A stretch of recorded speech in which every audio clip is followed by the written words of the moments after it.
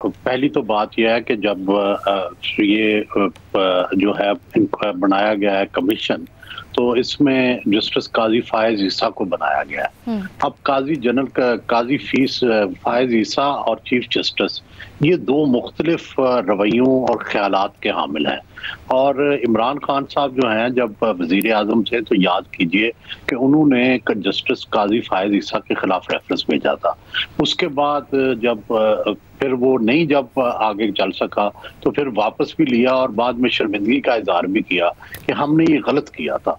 और अभी चंद दिन पहले मैं उनसे मिला था इमरान खान साहब से, तो वो ये कहते थे कि जो जजेस की जो तकसीम है, जो सुप्रीम कोर्ट तकसीम हुई है, वो नहीं चाहते कि इनमें से वो किसी भी ग्रुप के साथ खड़े हों या किसी भी ग्रुप के मुखालफत में खड़े हों।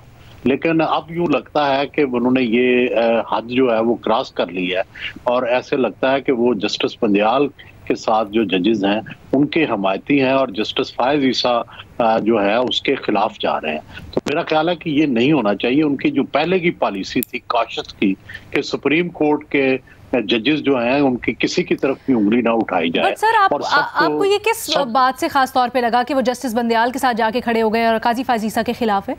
इस कमीशन के खिलाफ जो उन्होंने एतराजात उठाए हैं, अच्छा। तो जस्टिस फायज ईसा जो है वो जस्टिस के सरबराह है और उन्होंने कबूल कर लिया है ये सरबराही। तो इसका मतलब है कि जस्टिस काजी फायज ईसा के फैसले के खिलाफ वो बात कर रहे हैं। तो ये बात, इससे जो तकसीम है वो और बढ़ेगी और जो जजेस हैं उनके दरमियान जो है वो फासले बढ़ेंगे और इसी तरह सियासी जो तकसीम है उस पर भी इसका असर पड़ेगा।